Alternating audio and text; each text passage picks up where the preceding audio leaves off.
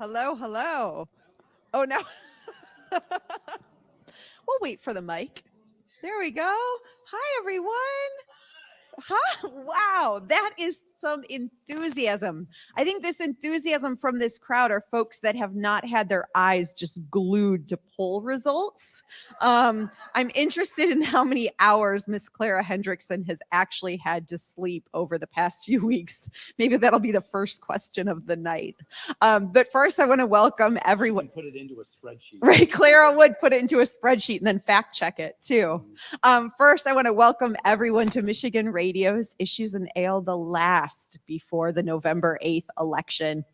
I'm going to go through a couple notes and I might talk a little slow because maybe by the time I'm done, our fourth panelist, Chad Livengood, who has been dealing with some breaking news, is parking. And so by the time I get done with that, maybe he will actually be in this seat.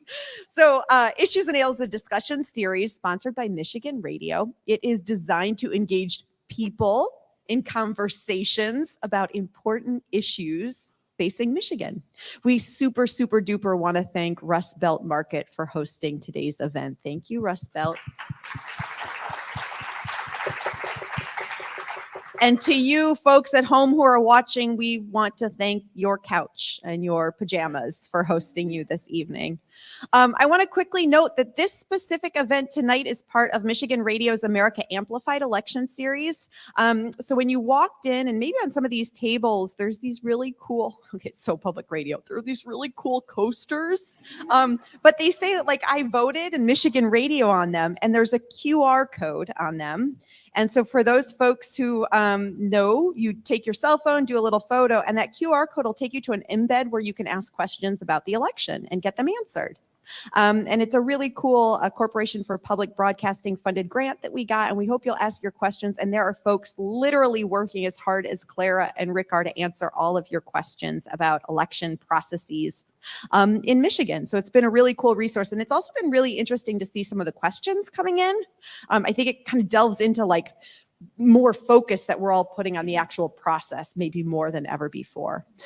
Finally, before we start, I want to let you know about a post-election event that Michigan Radio, Bridge Michigan, Bridge Detroit, as well as Public Sector Consultants is putting on. It is Pundit Summit Thursday, November 10th in East Lansing.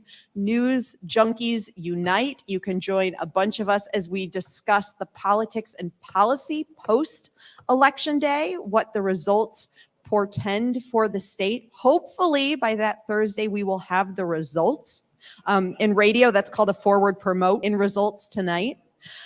Finally, I want to thank all of you, I did before, for being here, but also I know many of you are supporters of Michigan Radio, including one Andrea Bitely, who is in the audience, who told me she gave. I don't think it was just to get a cool tote Wait, bag. are we going to do this like one by one? No.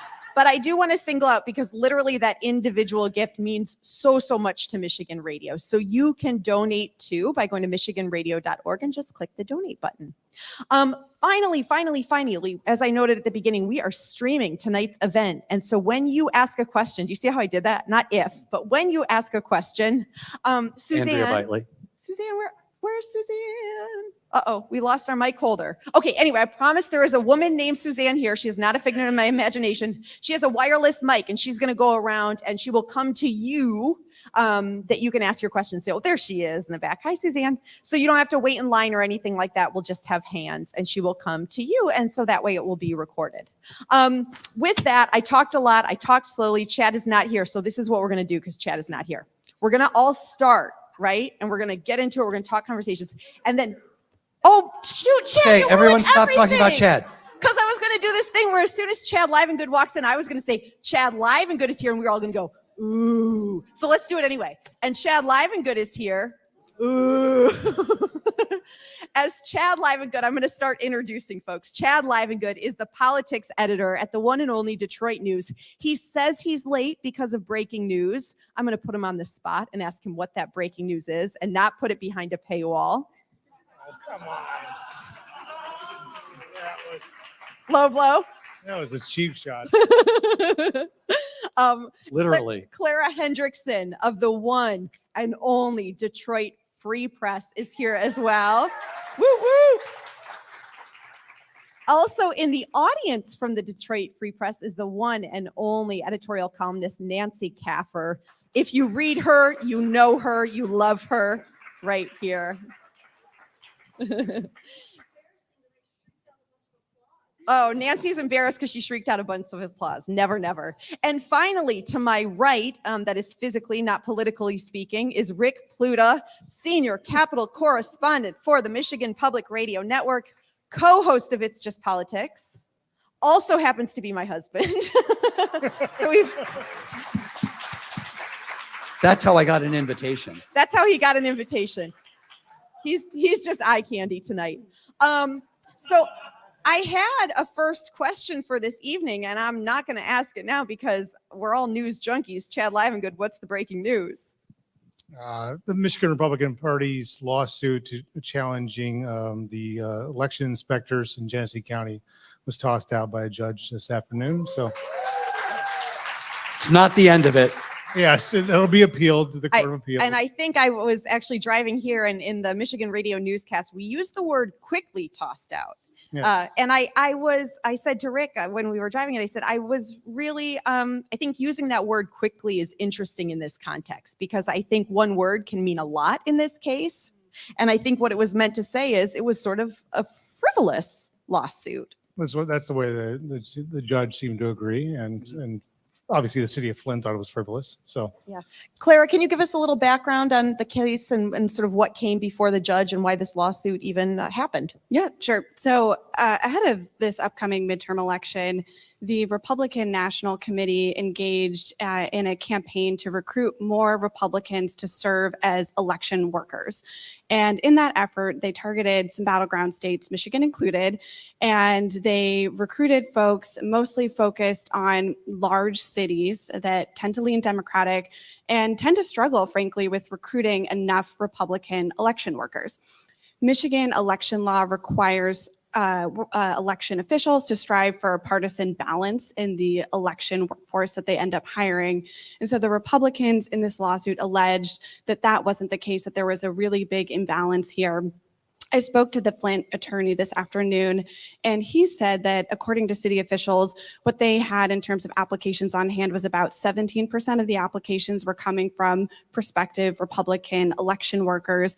And of those appointed to actually work the upcoming election, it's about 20% of them who are going to be Republicans. Thank you for that, Clara. Rick, you noted quickly that it will likely be appealed. It will. And also, it just occurred to me that, when we talk about that, it will be appealed, and it will be appealed quickly, that, just judges don't plan on getting much sleep over the the next few days because Or weeks. Yeah, actually, yeah. Or months.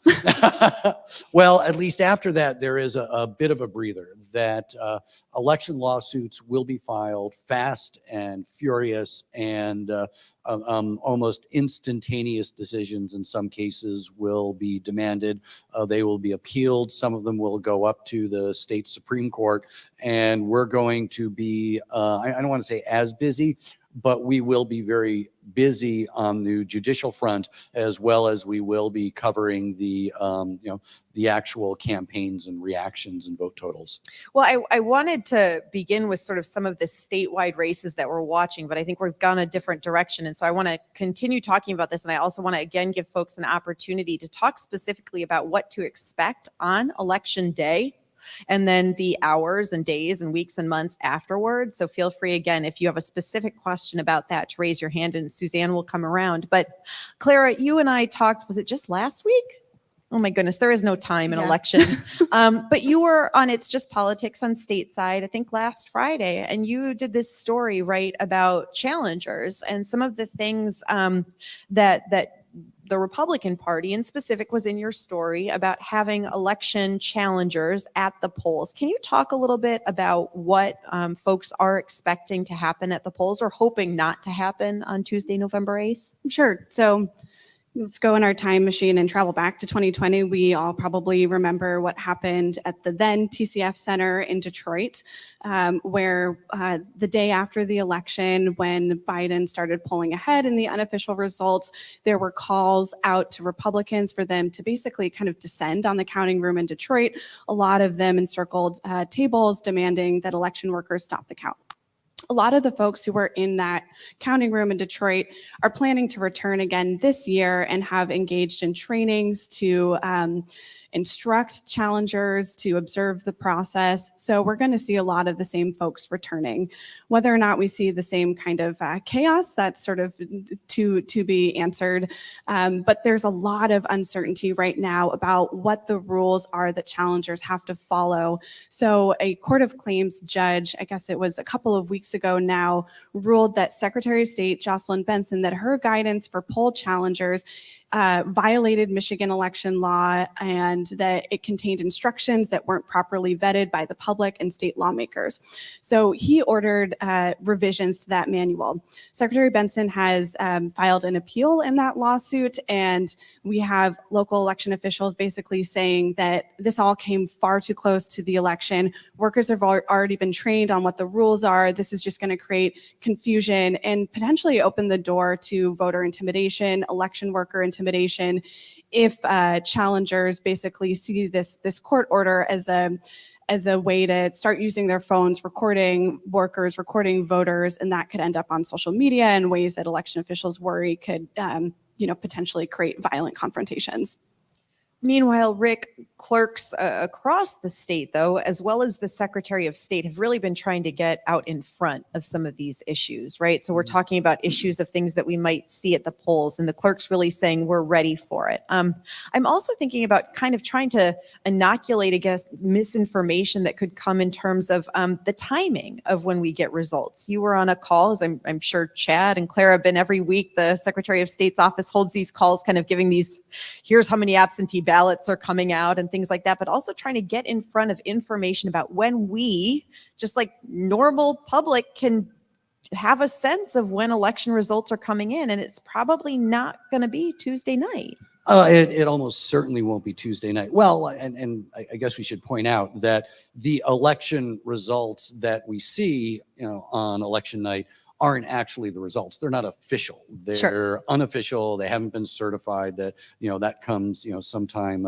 later. And I mean, they're trying to deal with a couple of things. One of them is, and I think that Clara sort of got into that, is the technology to follow how the results are tallied has kind of moved faster than our capacity to deal with how it can be used and abused. Oh, huh.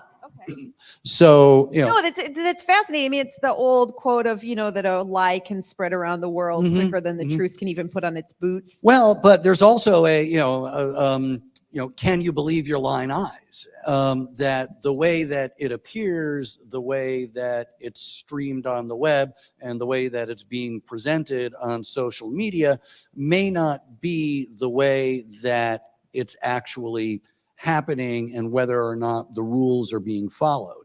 The Secretary of State and the State Bureau of Elections is trying to get in front of that by holding a lot of online briefings with journalists to say, here's what's going to happen. Here is how the results are tallied. Here is how absentee ballots are counted and when they are counted. And, when are they unsealed so that they can be run through the machines and stuff like that, in hopes of getting in front of election misinformation about things like what happens when early results are tallied and it seems like things are trending in a particular direction in some precincts and counties, and then all of a sudden they trend in a different direction. That's actually not a surprising result. Well, and to that point, Beth LeBlanc in your shop, was it just today or yesterday, had this great piece about, early in the night, you might see a quote unquote red mirage, and then it might turn a little more purple. Explain that a little bit. Yeah, so because I'm sure you edited that story. The in-person voting,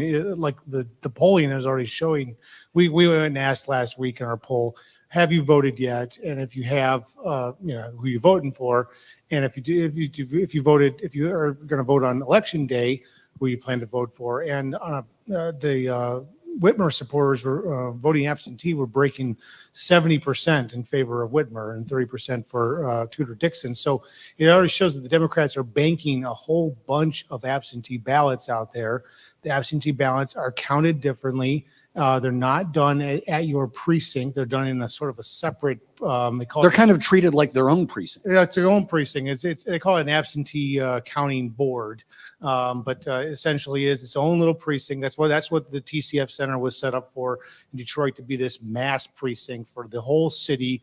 And that's why it took so long, is that it was like every precinct, all 230 precincts in Detroit combined, and 40 to 50% of the vote all done in one place. And so it was a much more dense operation, and that's replicated in however many cities we have in the state. I always lose track of that, but just think about that is on every single scale, from Chesterfield Township to Decatur, and so this is the challenge, is that those in-person results come in first, and then the absentee ballots usually follow and trail behind, and they can trail behind by hours, and that's what pollster Richard Zuba has dubbed the red mirage that you might see, is that it might look like Tudor Dixon is ahead at 10 o'clock. And then here comes Kent County's absentee ballots, or certainly Wayne County will make a big difference. But I actually tell people to watch like Kent County and Oakland County and Macomb as it relates to absentees, because more and more Democrats, are voting ahead of time, and that's going to really change things, and it'll influence all kinds of elections down the ballot. We should also point out that absentee ballots are much more convenient for voters. They're not necessarily more convenient for vote talliers, that the ballots need to be removed from their sleeves, the signatures need to be checked, that it's a more time-consuming process, so it takes longer for those votes, those actual numbers, to be counted, and everyone gets to see them. Okay, well, before we dig into the just pure politics of where these races stand, I do quickly, Clara, want to turn to you and ask, there's going to be this thing called pre-processing. I know, and instantly you kind of are just like, oh my God, yawn. Eyes glazed. I know, it's like eye glazing and boring, but it's been this huge issue in the state legislature. There was actually finally some bipartisan compromise. Governor Whitmer signed these bills to allow 2 days of pre-processing. Can you explain just what pre-processing is, and why it matters in this context of getting absentee ballots ready to start tabulating? Sure. So this has sort of been something that election officials have been calling for over 2 years now. Ahead of the 2020 election, they anticipated, because it was the first major statewide election where every voter had a right to vote absentee, and it was held during the COVID-19 pandemic, that they were going to see a surge in the number of voters casting an absentee ballot, which, as Rick noted, are more time consuming to process. You have to check the signature, open the envelope, look at the ballot stub number, tear off the stub, flatten it, feed it through the scanner. So there's a lot of steps involved.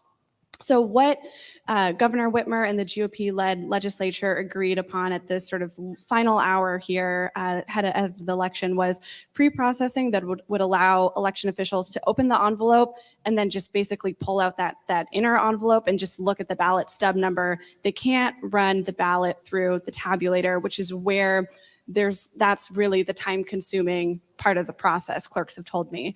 So this wasn't necessarily the time saver that election officials had hoped for. And in fact, we're seeing a lot of really big cities in Michigan opting not to take advantage of this pre-processing.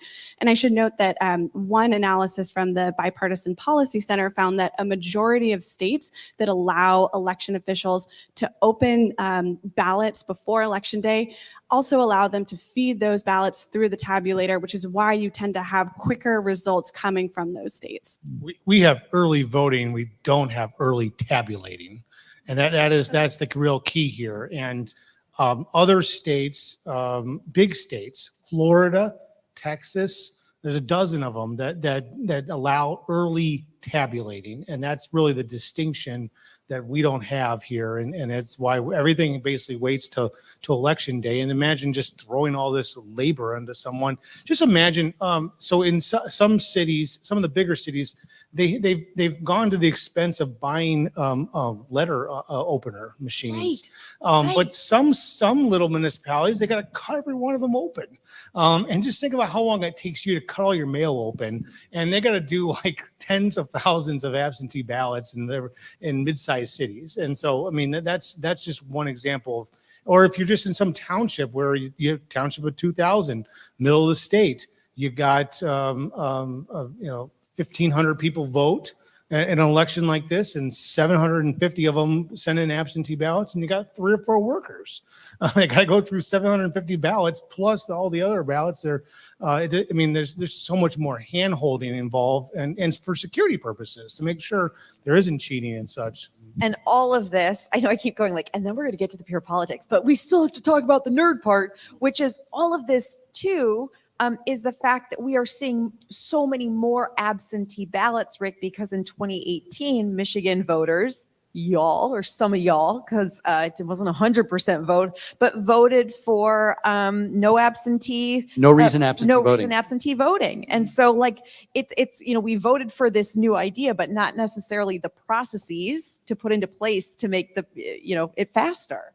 Well, as these guys pointed out, it might be a new idea in Michigan. It's not a new idea across most of the country. Yeah. And it's this almost existential argument that exists in the legislature and has for as long as I've been covering Lansing, is that the easier you make it vote, the easier you make it to vote, the Someone harder get him another beer. Let me just slam this down. That the easier you make it to vote, the easier you make it to cheat. And that's going to lead to skewed results, especially in places where lots of people are going to vote, cities. And so we can't do that without some corresponding check on accuracy that in many respects doesn't exist. It's like the roads. This is why Michigan can't have nice things. Right. Okay, let's jump in to these huge, big statewide races. Let's start with the marquee race, really, which is the race for governor. Chad, your paper, along with WDIV, has some latest polling out. I certainly don't want to only have the top line be about what the polls show, but I would love to use some of that polling as context for where we find the race for governor now, 4 days out. Yeah, days out. our poll shows the governor up 9 points. This poll was conducted the 2-3 days right after the last debate last Tuesday night at Oakland University, and but it also shows Dana Nessel, the Attorney General, with a narrow 1-point lead well within the margin of error over Matt DePerno, Republican attorney from Kalamazoo, and then shows Jocelyn Benson with a 10-point lead over Christina Caramo, her challenger. And so, what's our takeaway here? I mean, as I noted earlier, Gretchen Whitmer already has a lot of votes that are in the can, done, ready to go. Tudor Dixon's going to have a huge surge to overcome this deficit, and then it's the what's the race down ballot. I mean, Dana, I think the AG's race is the most fascinating. I mean, we can have a scenario where we have we elect a Democratic governor, re-elect a Democratic governor, and we get a Republican attorney general, as we did in 2002. And so, it's all going to be about a turnout game, and that's clearly what's going to transpire here, and that's why we're seeing, President Obama coming into town, and lots of campaign rallies focused on, Bernie Sanders is coming to Ann Arbor and try to turn out some young voters. Tulsi Gabbard. Okay, let's stop there. But and then there's some strange surrogates that are coming from the right. They're not. I mean, well, I should say we've got Vice President Pence coming for Tom Barrett in the 7th congressional district, and Bill Huizenga in Southwest West Michigan, which kind of suggests like what's going on there. Like, are they getting a little nervous? And so there's obviously a lot of movement still on the ground, and I don't think we can sit here and tell everyone what's going to happen. But you've got Mike Pence coming in the 7th congressional district, which is, perhaps the tightest race in the country. And you've got Barack Obama coming in for the entire Democratic ticket. And we should point out that these are not persuasion visits, that these are not, hey, maybe you haven't made up your mind on who to vote for, so let me, use the credibility that I have to convince you to vote for them. That these are GOTV, get out the vote, that we don't care about we're not worried about your decision for who you're going to vote for if you vote. We need you to get out and vote. Yeah, that's the game right now. And be clear, Mike Pence is not going to Okemos to persuade moderates. He's going to Country Mill Cider Mill in Charlotte, which is one of the greatest cider mill in the 7th congressional district. You're a fan. And it's to get people to get out and vote in the 7th congressional district. Clara, what are you hearing when you go out and you talk to voters? I mean, there has been such an interesting shift, I think, in enthusiasm, particularly, I'll say, for Democrats since the Dobbs decision. I'm curious what you're hearing when you talk to voters about motivation to vote, reasons to vote, if the reasons are different than they were 2 years ago or 2 years before that. Well, I wasn't in Michigan 2 years ago. Oh, right. Touche. Okay, well, then just 2 years ago, and don't go farther back than that. I guess I was in Michigan 2 years ago, but not the last gubernatorial election. But I mean, it's just sort of this push and pull between abortion, inflation. And we had a poll commissioned by the Free Press in September, had abortion topping economic issues as the key thing that's sort of driving voters this election cycle. We've seen some shifts in polls that have come out later, but it kind of feels like both candidates in the gubernatorial election have tried to distance themselves from both issues. Whitmer acknowledging in an ad, hey, I can't do much about large macroeconomic forces, but I'm trying to. Governors cannot control inflation. Right. Global inflation. Right. Thank you. And Dixon trying to convince voters that my personal views on abortion aren't at issue in the gubernatorial election because there's this ballot proposal 3, that would enshrine a right to abortion in the state constitution. So you can vote for that and vote for me as governor. So both you would candidates suddenly think that being a governor in Michigan has no power.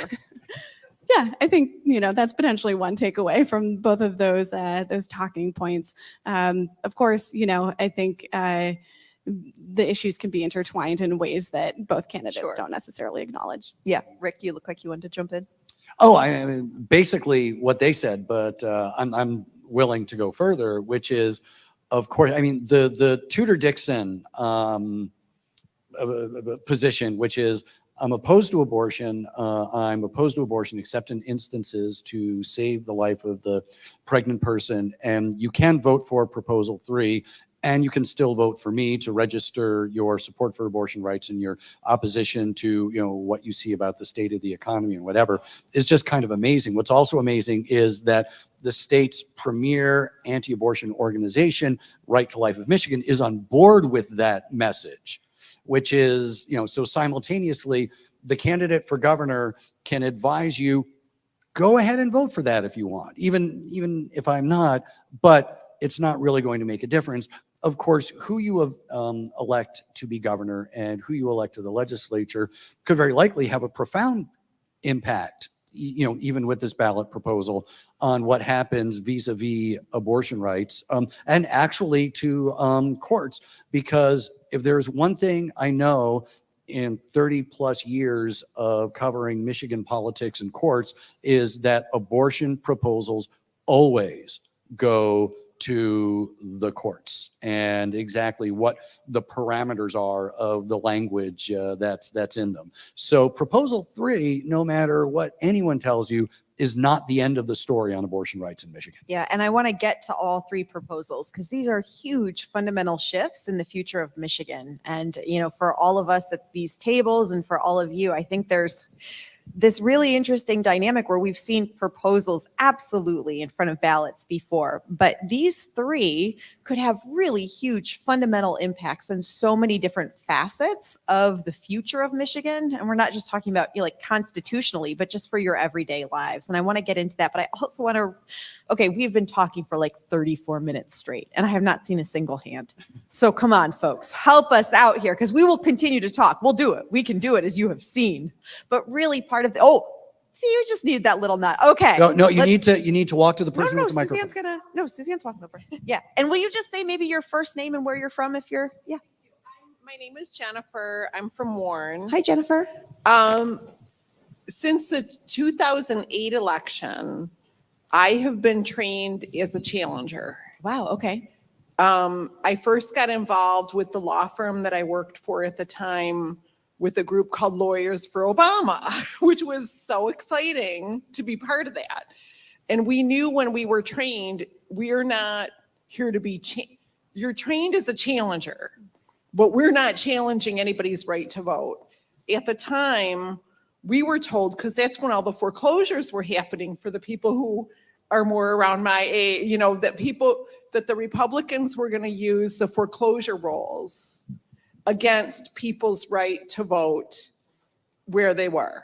Because you had to match the address. Yes. So they'd say, okay, well, at that time, I was so excited to be part of this. And I was actually assigned to my own polling place. So it was my own neighborhood. And it was a different time then, obviously. We weren't like curling up in a ball of fear. It was more excitement. And so over Corona the years, meant a beer with a lime. Yeah. Those were good times. So over the years, I've always been involved with like the Michigan voter protection with the Democrats. And honestly, this time,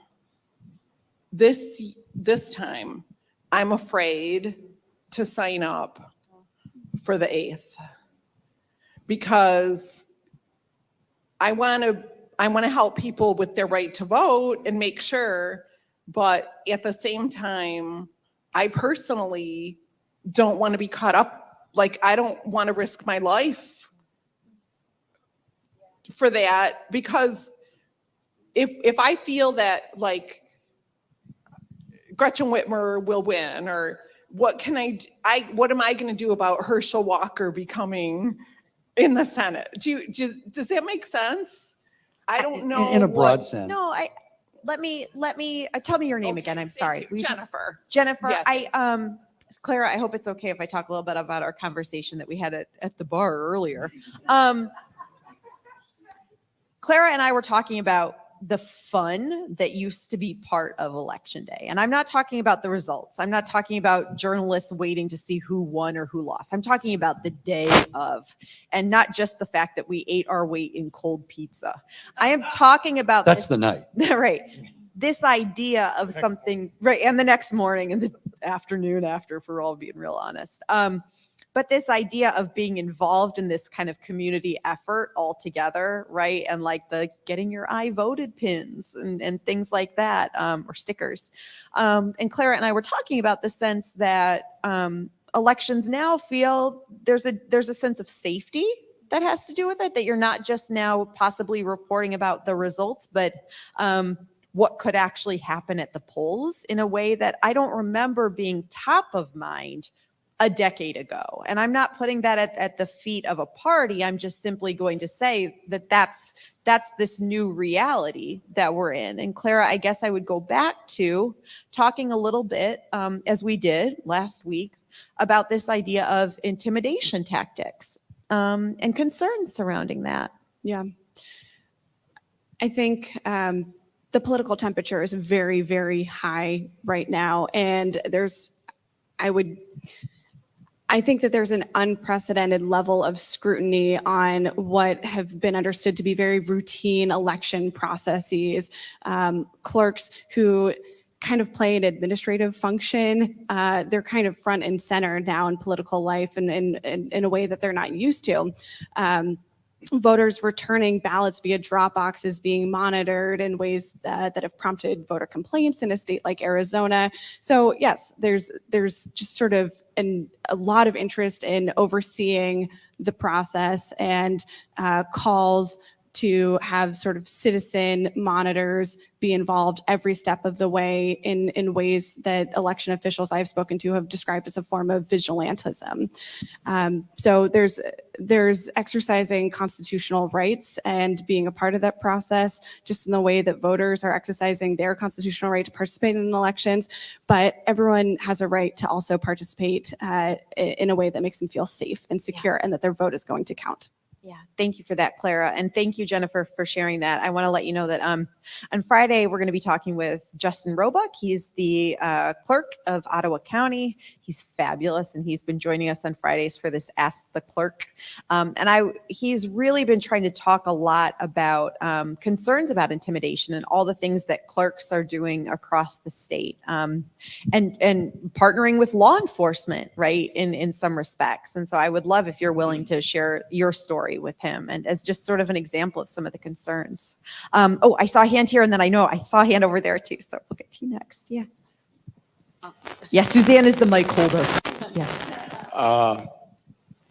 Europe limits abortion to 10 to 15 weeks. Most people in America probably agree with that. Most people probably in Michigan probably agree with that too. The thing is the state of Virginia.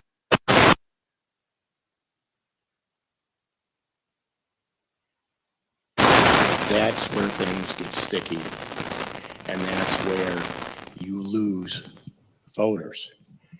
The current Proposition 3 talks about individuals. The term individual, and I looked it up, and I had a lawyer of mine look it up. I've had lobbyists that I'm related to look it up. The term individual in the state laws can mean minors, and it'll probably go in front of the court and determine that. The thing is, it's as in Virginia, where Democrats lost hugely. They lost up and down the state ballot because they put the state between the parent and their child. Doing this with Proposition 3,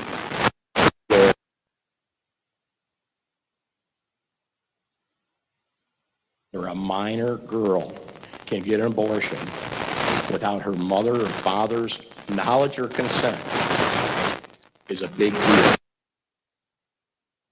Yeah, No. I'm not.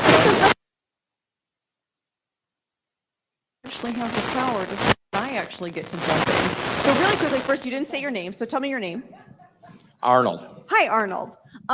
So hear you. I want to get to exactly that question. I think it's absolutely a fundamentally fair question about this idea of individual and what that means in Prop 3. I do want to make sure, though, that you have a question instead of a comment, and then I will happily interpret your question about whether individual in Prop 3 and what exactly that means, unless you have a specific question. I think they went too far and they're going to hurt themselves. Got it. So Chad is raising his hand. I know Rick has done multiple stories about this. Clara, as have you. So let's just really quickly set the background. Proposal 3. This is a constitutional amendment that would enshrine abortion rights into the state constitution. It's a big constitutional amendment. It's wordy. It's wordy. There's a lot of language in it. One of the issues is they use the word individual. An individual, to Arnold's point, and to many different folks who are both in favor and against Proposal 3 continue to say. And that is why you are hearing what Proposal 3 will do, and you are hearing what Proposal 3 will not do. And the fact is, nobody knows exactly now. And that is because it will be up to the courts. So Arnold, to your friend who's a lobbyist and your friend who's a lawyer, absolutely, they can interpret that law as they want to. And I can promise you that I can find another, as anyone can, lobbyist and lawyer who can say the exact same thing. That's not to discount anyone's opinion. It's just saying, so just like Chad wanted to jump in first, just like, and then I want to jump into you. And then I want to have this discussion. Look, this is a hot topic, and hot, I don't mean like hot. I mean, it is, temperatures rise. As you were talking, Arnold, I could feel just like the temperature room start to go out. Like, when is she going to jump in and jump him off? I know. And I'm grateful for that, because guess what? My question here, Proposal 3, what would it do and what wouldn't it do? You got us there quicker, Arnold. I want to get to that, but I want to do it in a way where we're respectful, and I want to do it in a way where, particularly about abortion rights, brings out really heated feelings. I think we can do it because we're public radio. I think we can, but I think everybody's got to just like take a breath, maybe another sip of beer, and then let's get into it. Chad, you go first. Yeah, I've talked to a lot of legal experts who've examined this, and I've looked at this pretty closely.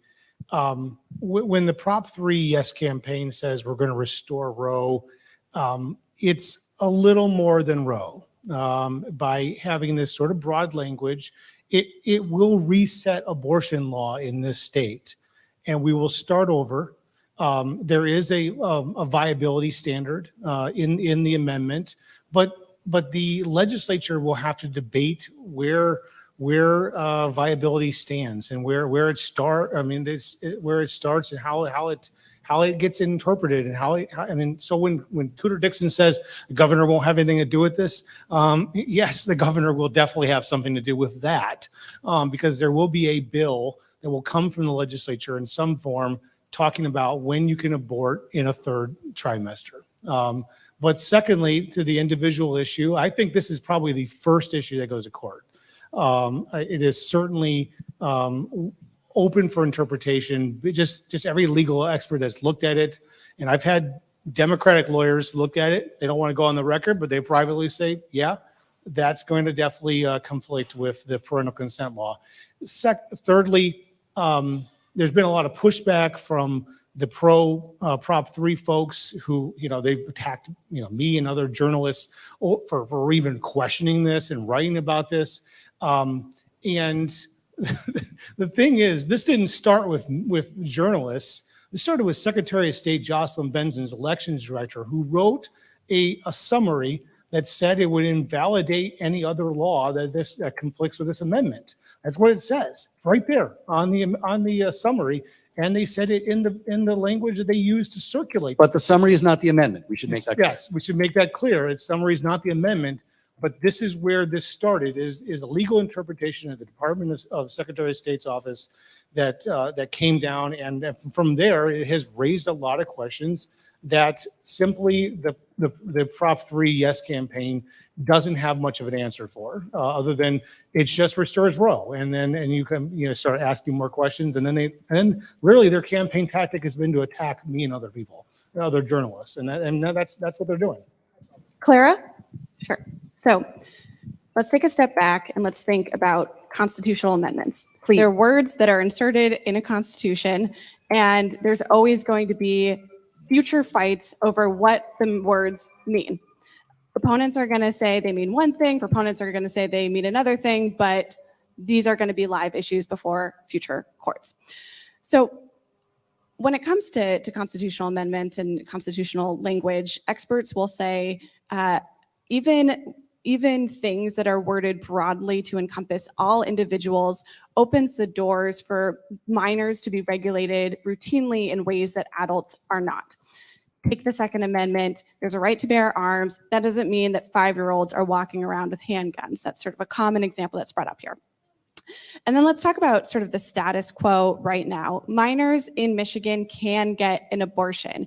There is a parental consent law on the books so that anyone, a medical provider who's providing an abortion for a minor has to have the consent of the parents of the minor or the guardian, or the minor has to get permission, petition a court for the so-called judicial bypassing an abortion. And as Rick pointed out, the ballot summary language is different than what the constitutional amendment says. So yes, read the ballot summary that's on your ballot, but also read the full text of the constitutional amendment, which does not explicitly say that if this is approved, it will invalidate state laws. So any state law on the book doesn't just, disappear into thin air overnight because voters have adopted it. I think one of the first things that will go to court will be the parameters of the whole parental consent question. I mean, that's not going away. One of the things that I found out, and I call law schools all over the country to talk about this. One of the things that I learned is we sort of think of constitutional amendments as being like the Bill of Rights, that the right to free speech shall not be infringed upon, that sort of thing. And actually, state constitutional provisions are very commonly very complex. And, if you want to look at one in Michigan, the Headley Amendment, the Headley Amendment, the Headley Amendment, and the Headley Amendment. And if you're familiar with the Headley Tax Limitation Amendment, then you're lucky to be here because normally, for normal people, your mind would have exploded. That'll be an Issues and Ale on November 9th, right? You mean to help us all go to sleep? Mm-hmm. So there's that. And I guess I'll just go back to what I said originally, is that abortion questions always wind up in court. This is an effort by people who favor abortion rights to try and ensure that abortion rights are protected with broad parameters in the state constitution, but that doesn't mean that it's just that it's just a free-for-all. And the people who drafted this are as aware as the people who are opposing this that there are going to be a lot of questions about what this means, even if it is adopted, even if it is adopted by voters. And it certainly will not vacate medical standards for what is required of medical professionals, that your orthodontist is not going to be allowed to, just give you an abortion. Chiropractor, I think, or dentist, I think as well. Yeah. That's not going to happen. Okay, Susie. Oh, I promised over here, but okay. Can we? Okay, and then Susan's getting her steps in tonight. So I'm going to run over here. Okay, where? Oh no, she. Oh, Hold on. You're confusing me. we have so many questions. This is great. But First, say your name. My name is Howard. I'm on a local school board. Hi, Howard. Hello. So much of ads and thank you. So many of the ads and the debates that have been happening over the last month or two or three have been related to the last 4 years, either with education in particular about COVID and lockdown and vaccines and masks. Very little, if anything, has been talked about what the next 4 years are going to look like. What have you determined of either gubernatorial candidate 2023 through 26 is going to look like educationally in the state of Michigan? So, first of all, Howard, why weren't you the moderator of the last debate? Gosh, I think so much of the conversation right now about education in this gubernatorial race has been so much about parental rights and culture wars and book banning, right? And so I can tell you, Governor Gretchen Whitmer actually, this was at the Mackinac conference, did a whole speech that was Michigan in 2100, right? Didn't she do this whole kind of like, I don't want to look forward, I want to look really forward. And one of the conversations that she had was about making sure that there's access to all kids for education. In terms of Tudor Dixon, I don't know that we've heard a lot about what she wants in terms of what kids' future looks like. What we've heard a lot about is the past and sort of about kids and failing test scores. Michigan being lower than we were pre-COVID when it comes to reading and math. I guess I'm curious. And the idea that parents are being shut out of what's happening in schools. Right. But again, this goes back to, I'm really trying to like be nuanced about your question, because your question wasn't again about what kids. Oh, Okay, hold on. yeah, You're not talking into a No, microphone. the question from Howard is, how can we become a top 10? And how many times have all of us around this table, although Claire, I'll give you a little difference because, new to Michigan, but how many Chad and Rick have we covered we're going to get Michigan back into the top 10 when it comes to education? Yeah. Like, remember that? Which was, I'm frankly sick of those conferences, to be honest. Why we're not talking about this, one, if Tudor Dixon wins, it's because her campaign put their finger on this parental control rights issue, and the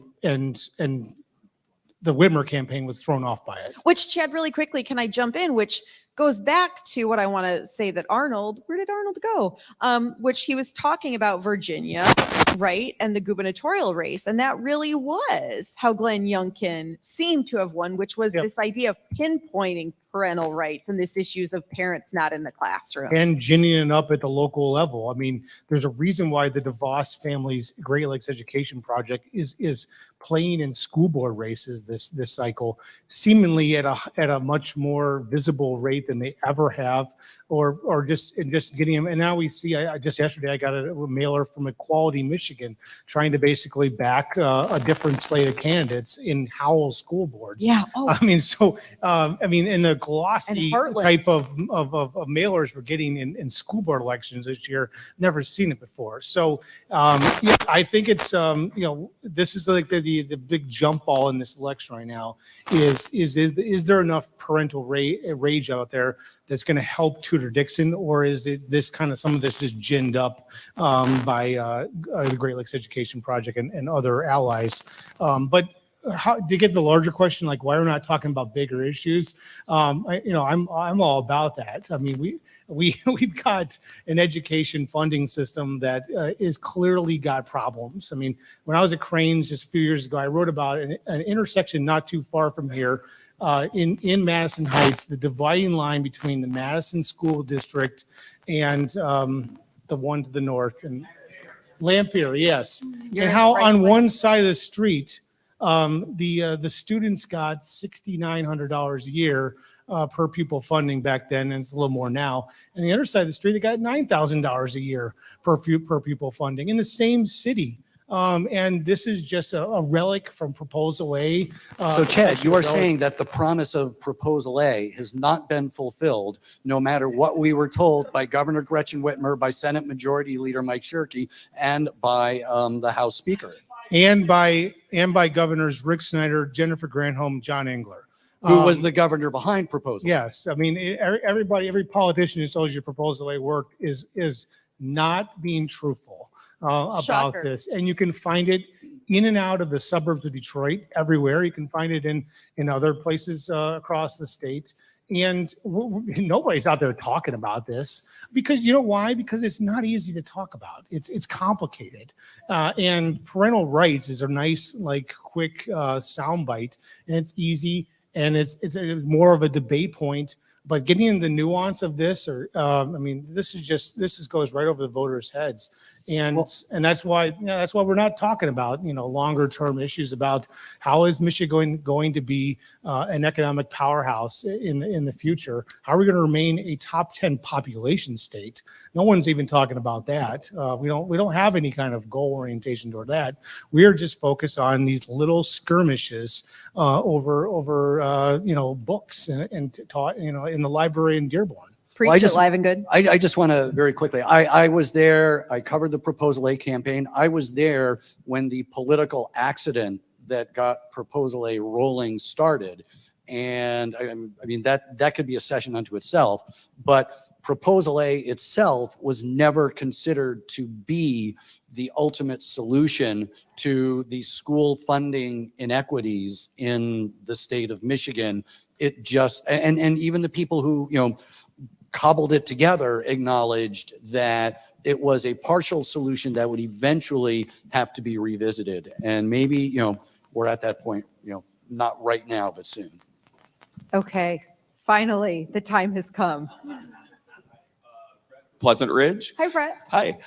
So many of the conversations we've had have mentioned the word court, although our courts, or at least seats on the courts, are on the ballot as well. Yeah. Are there seats that are on this cycle that you would say are bellwether to how some of these cases are likely to turn out? Oh, Whoa. I mean, such a good question. yeah, I mean, at the Democratic convention, Justice Bernstein just kind of like went there and said, proposal or abortion, sorry, Proposal A in the mind still, abortion is going to be decided by the Michigan Supreme Court. He just kind of went there and just said that. Because and Proposal 3 is going to go there. And so let's or if quickly- it doesn't, then the 1931 law will be decided by And the there's Supreme Governor Court. Gretchen Whitmer's case, right? Yes. Okay, Yeah. so let's set the table very quickly, specifically about the Michigan Supreme Court, of which there are 2 open seats right now. We have 2 incumbents running, someone who was nominated by the Democratic Party, someone else. So that first person being Justice Bernstein, the second person being Justice Zara. Bernstein nominated by Democrats, Zara being nominated by Republicans. So you also have a Republican non-Supreme Court justice running and a Democrat non-Supreme Court justice running who's actually a sitting member of the State House of Representatives.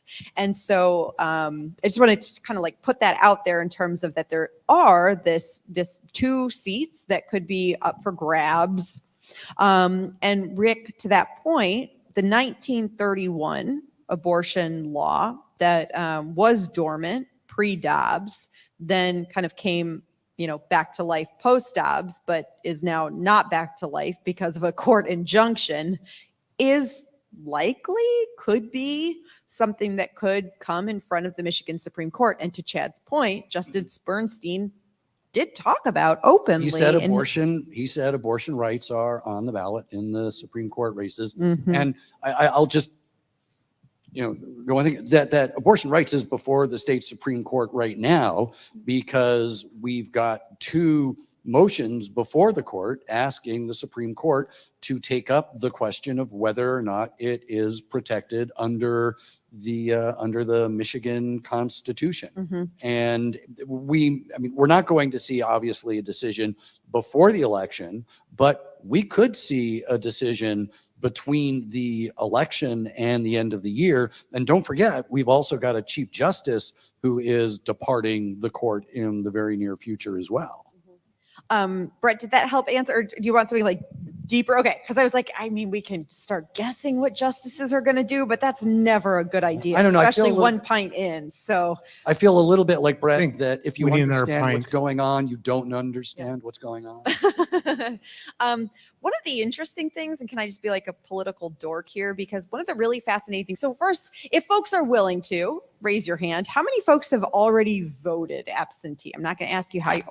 Whoa, Ferndale. God, that's probably like 80, 90%. No, I'm really You just bad at- clogged up the clerk's office. Yeah, right. It's because of It's all because of you that we're not going to know the results. Hope you don't need a permit anytime soon. But there is this really interesting dynamic when you look at those nonpartisan, right? So when you get to the state Supreme Court, it's in the nonpartisan. So whether or not you voted straight party or not, right, you still vote for the Michigan Supreme Court. Again, even though the parties initially, the first time that justice is running, nominate that candidate.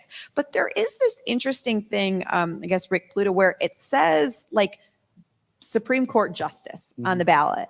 Like that's always really fascinating. And they don't tell you who they were nominated by Right. because it's nonpartisan. And Right. actually, justices have had interesting ways of trying to remind people. My favorite one was there was a Democratic Party nominated justice named Conrad Mallett, and his campaign slogan was, "You haven't finished your ballot till you voted for Mallett."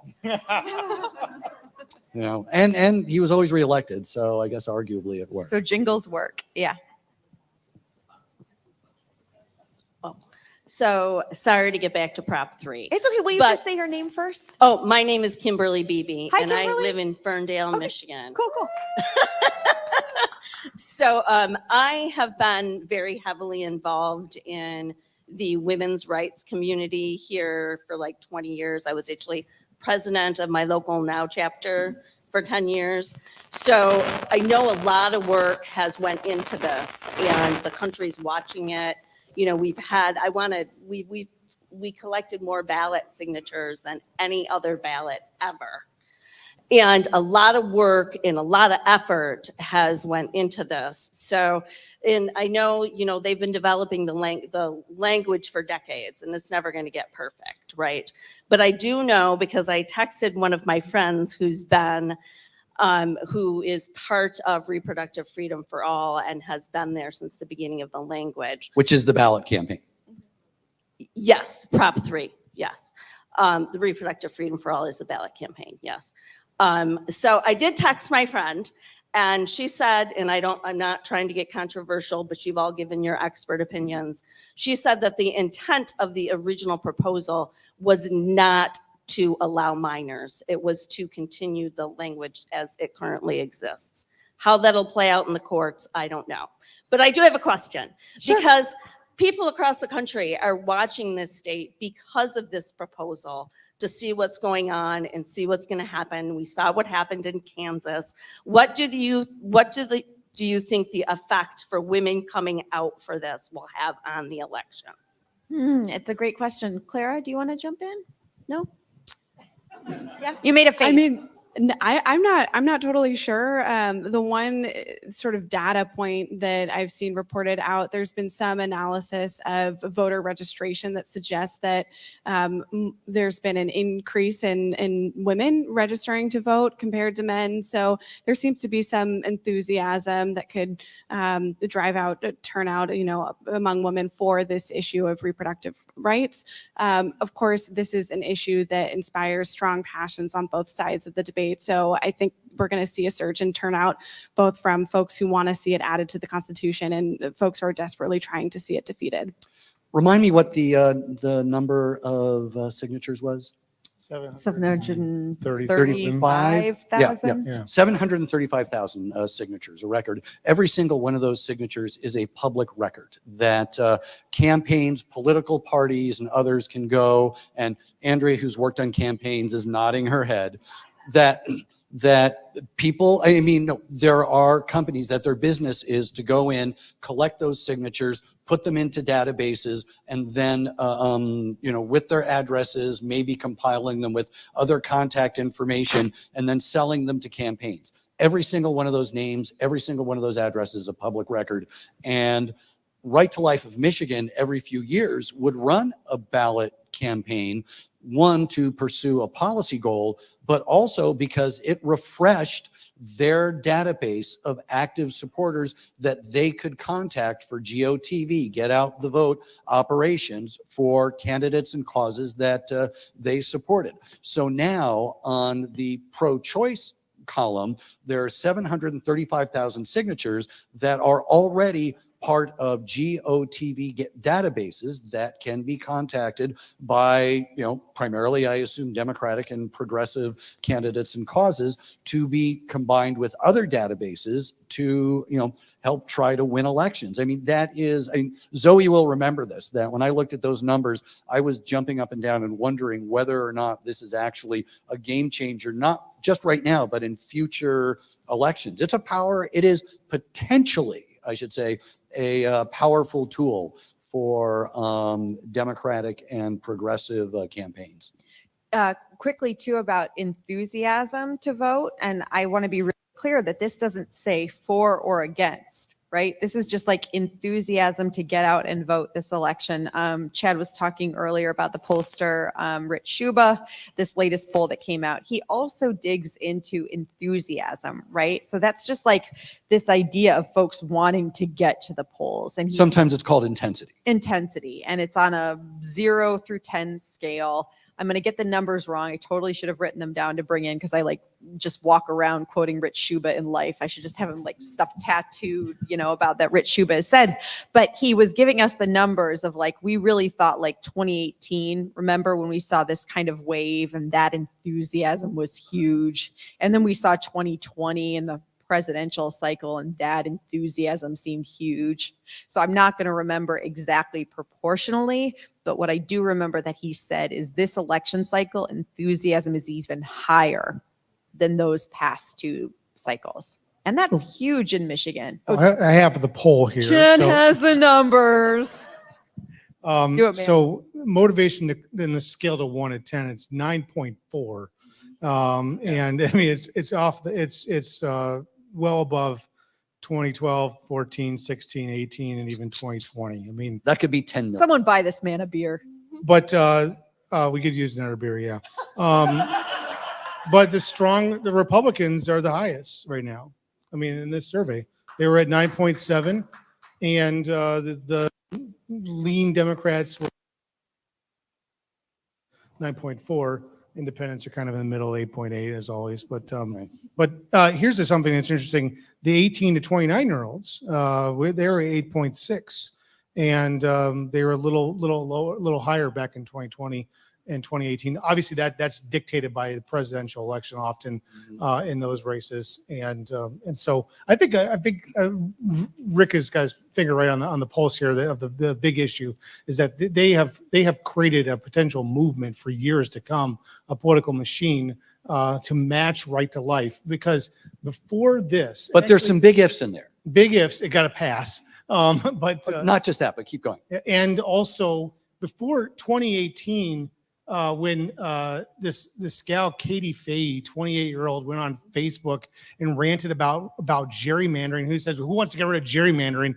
And she built a huge movement from a Facebook group that got a constitutional amendment on the ballot and then passed to create this Citizens Redistricting Commission. Before that, I mean, there was two entities in this state you could go to pass a ballot initiative. It was Right to Life and the UAW, and even the UAW sucked at it. I mean, and they showed it in 2012 with their disastrous union ballot initiative that they announced from Washington D.C. and it was just really terrible. But Right to Life was really the entity, and now it seems that Planned Parenthood and ACLU will have an even more stronger tool and other entities to use. But there are some big what ifs in there, and one of them was that voters opposed to abortion rights typically owned the field on intensity, interest in getting out and voting. And one of the reasons that maybe they topped that list was because of the protections that existed in Roe v. Wade. And so now instead, these suburban voters in outer Oakland County, for example, would go out and vote what was deemed their economic interest as opposed to their interest in abortion rights. Well, now we don't have Roe v. Wade, and this is, I mean, you can survey all you want, but the big test is when people actually go out and vote. is where does the intensity lie?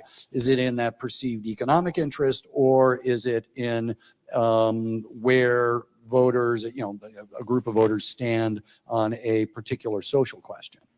Okay, Suzanne. Oh, no, I thought Suzanne had microphones and instead she has beer.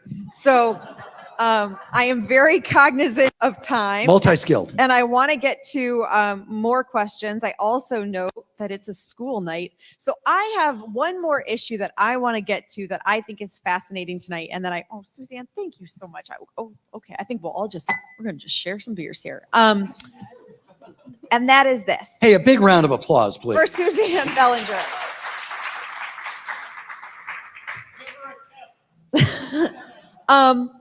Okay, the State House and the State Senate.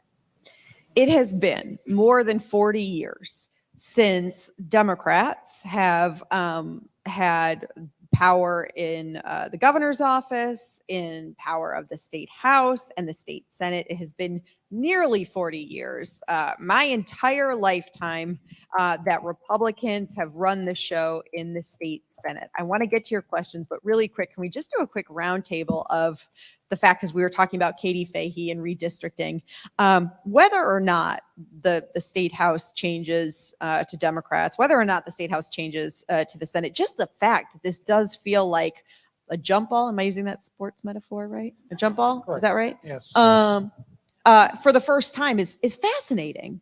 Yeah. So basically, this is a game of math. And if you can tie the score at 19-19 and you're the Democratic Party and you reelect your governor and Garland Gilchrist is the president of the Senate, the Democrats are control of the state Senate for the first time in my lifetime as well. But there's a lot of ifs in that one for sure. They got to win some pretty tight districts. One is the new 12th district along the shore of Lake St. Clair, running up from St. Clair Shores up into St. Clair County, involving a political name a lot of people know, Kevin Hertel of the Hertel clan, whose late father was a former House Speaker, and Republican Pam Hornberger. There's a couple other races. One is a downriver race that's pretty hot and interesting, which is kind of interesting because there's not a Republican in the state legislature for the last 4 years from Wayne County. And we could suddenly, if things go right for the Republicans, we could have a state senator and 2 House members from Wayne County back in the legislature that are Republicans. And then I think all roads in this election lead through Kent County. And I'll tell you why. Demographics are changing immensely. Also because you should read tomorrow's Detroit News to read a little more detail about this. But there is a state Senate seat. So just 10 years ago, there was, or 12 years ago, there was one Democrat in central city, Grand Rapids, Brandon Dillon. And then the Republican House Speaker at the time tried to coax a Democrat over to switching parties, and it turned into a huge scandal. And Roy Schmidt was this guy who bungled his party switch and got his son and his son's weightlifting buddy involved in trying to be his fake opponent. His son's All a true no, story. seriously, this happened. There was like a grand jury investigation about it. But anyways, so this seat ended up going Democrat in 2012. Winnie Brinks wins this seat. And she went on to serve out 3 terms in the House and get elected to the Senate. And now if the Democrats were to win the Senate, she would be the first female Senate Majority Leader and the first Democratic Majority Leader in the Senate since 82 and 82 to 84. So I think that this is where it is. David LeGrand is a state rep in Grand Rapids, in a district that's outside of, in the suburbs. The way that Kent County got redrawn, it's much more favorable. If this is a wave for Democrats, they could win. They could go from 2 seats 10 years ago to 7. I mean, it's incredible in legislature, Senate, and House. And this would be just sort of one to watch. Also, just for Kent County, the proposal 3 battle is really tight there. The governor's race could also be decided in Kent County, and we could have a U.S. House election for Hillary Skolton over John Gibbs if she is to prevail. She'd be the first Democrat since 1974 in a special election to replace how long it's been since a Democrat. Although in fairness, was in that power. matchup is so strange It's bizarre, yes. that I don't know that, I mean, certainly, some partisan luck there, but that's one of those anomalies that can entirely be, attributed to Republicans versus Democrats. Well, and that'll It could be it could be key for the Democrats to remain in control of But the it U.S. could, House. yeah. that'll if have they to be the lose some issues other the nail states. after dark. That'll have to be the after party. Because again, I want to get to one last question. But Clara, did you want to jump in really quick? Yeah, I have a couple of thoughts here. One of the huge changes that we could see is Democrats gaining control of the state Senate for the first time in decades. Republicans have held the upper chamber since 1984. But there's another really big shift. And that is that right now in the state Senate, there are currently 5 lawmakers who represent the city of Detroit who live in Detroit. And State Senator Sylvia Santana is about to be the only Black Detroiter who represents the nation's largest majority Black city in the state Senate. So Black Democrats from Detroit will say that the possibility of their party having a majority in the state Senate was really coming off of their backs, off the backs of Black Detroiters representation. So one thing that I will be watching is whether or not Democrats win majority of the state Senate, but also whether or not this pending voting rights lawsuit against the redistricting commission succeeds and the redistricting commission has to go back to the drawing board, do it all over again. I am so thankful for you bringing that up, Fascinating. Clara. Thank you. And also, for folks who want to read more about that, Clara Hendrickson from the Detroit Free Press and Lauren Gibbons came in from Bridge, Michigan. Lauren is here, and the reporting that Lauren has also done about redistricting and representation is so important. And so I would hope that folks would read that too. Okay, we got to do like a really quick lightning round. So here we go. Suzanne, go ahead. Yeah. Hi, my name is Jack, and with Hi, all Jack. the issues that go on with the information, disinformation, misinformation that goes on, I know it's kind of like a more of a national thing, but I look at it as a statewide too. Whereas, I don't know if you guys remember about the fairness doctrine that was kind of expired back in the 80s, and it allowed, platforms like CNN and MSNBC and Fox News to come out. And the way we view, unless depending on what you watch and how you watch it, I like to watch everything. I like to see everything, and I like to see what people are thinking. But I find that a lot of people that I talk to, they like to go down one avenue, maybe 2 avenues, and it's very hard to have conversations, especially with all the conversations we've had tonight. And what I guess my question is are you guys in favor of bringing back something like that where we can all maybe have a different opinion on it, but still walk away saying these are the facts and that's it? There's a fact to what happens and not just opinions. And that seems what we all seem today is everybody has an opinion. Everybody has, their platform to put it on. So we all kind of give everything face value without letting things get, credibility, without letting things come to fruition and see if it really is something that's true or fake or whatever it may be. I was just curious what you guys thought about the information that is being portrayed out and how we, do we want to go back to a time where when we had people on, do we have both sides on instead of just one side? Sure. I know Rick wants to jump in. I so want to get Chad and Clara. I think we should end on that question. I will just say this much, and then I want to totally hear the panelists, and then we'll just call it a night. So I keep shouting out people who are in this room tonight, right? So you have Rick Pluta from the Michigan Public Radio Network. You have us hosting this event, Michigan Radio Tonight. You have Clara Hendrickson. You have Nancy Kaffer from the Detroit Free Press. You have Chad Livengood from the Detroit News. You have Lauren Gibbons from Bridge, Michigan. Like, you don't need the fairness doctrine with the folks that are in this room because we're all here right now telling it like it is. That is a different conversation about TV and what you can get away with. And maybe I'm going to preach too much, so I'm going to just be really quick. But we need more of these local conversations. Arnold has his point. Did we hear it? Were we civil? Kimberly has her points. Did we hear it? Were we civil? absolutely. I hope everybody tonight doesn't feel like any of us on this table and anyone who's writing, on the floor here who are here tonight are coming from one perspective to try to get you to believe. All of us really fundamentally believe in the truth. And I think what we have to tune into is like the local resources that are at everyone's fingertips. Like you can tune into Michigan Radio tomorrow for free, but you should totally fund it like Andrea Bitely, who donated, michiganradio.org/donate, 888-258-9866, get a cool tote bag. But like, I hear this all night long. you don't have to pay to get that information tomorrow. You can totally listen to talk radio and cable television and have people like yell at you about your opinions. But like everything we said tonight is fact-based and not about opinion. It's like, here's the facts. And I think you saw that tonight. Okay, Rick wanted to jump in. Oh, And then just we'll very, go very from- quickly. The fairness doctrine is something that existed when most people got their news from broadcast outlets that were licensed by the Federal Communications Commission.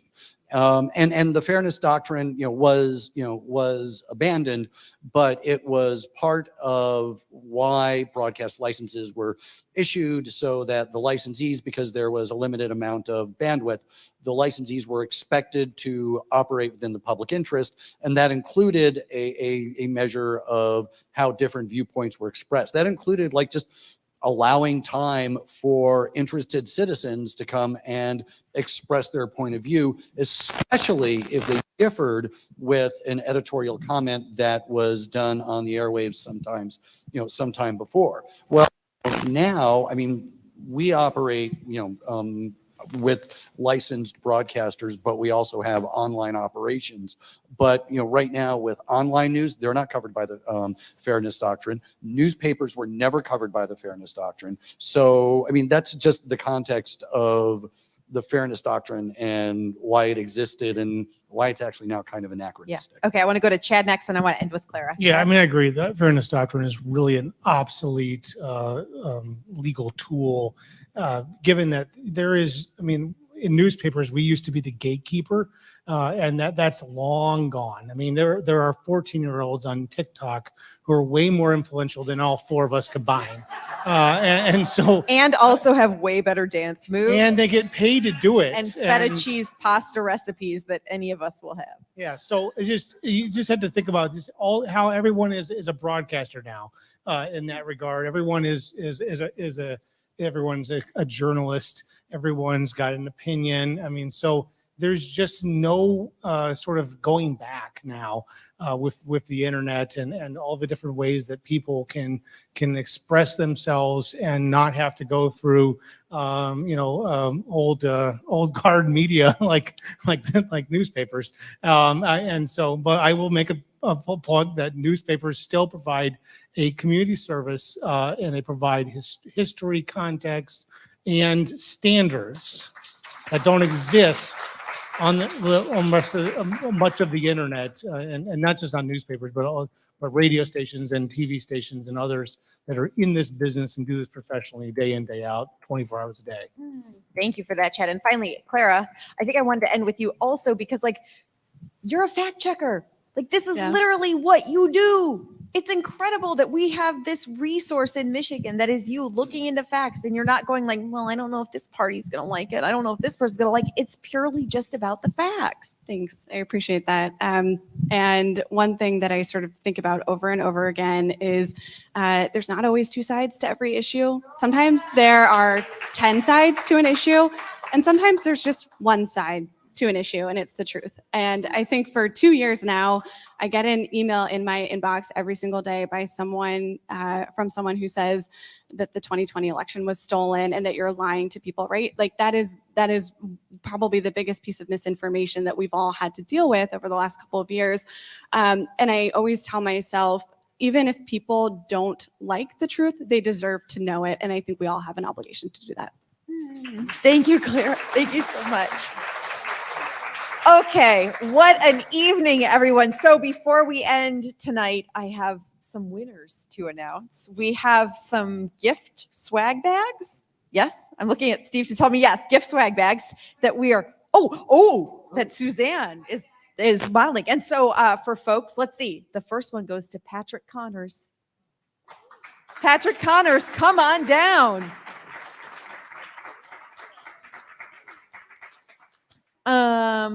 Jasmine Harrison. Oh yeah, Jasmine. And Suzanne's coming to you. I don't know what's in these bags. Maybe like a ballot. No, I'm totally kidding. I shouldn't even make jokes. Don't even I joke. say it's not funny. Not funny. And finally, one Amy Wagoner. Oh yay, Amy! See, Andrea, you didn't even have to donate. You could have just won. No, I'm kidding.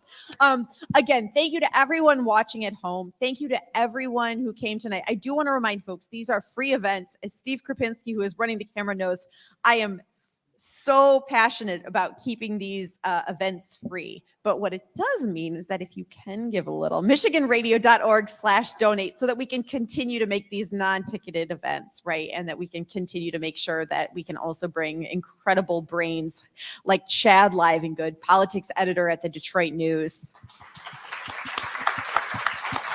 Clara Hendrickson, who is the fact checker extraordinaire politics reporter at the Detroit Free Press. And Rick Pluta, senior Capitol correspondent at the Michigan Public Radio Network. All here because of all of you. So thank you so much. And and me. Everyone, get home safely tonight. Thank you so much.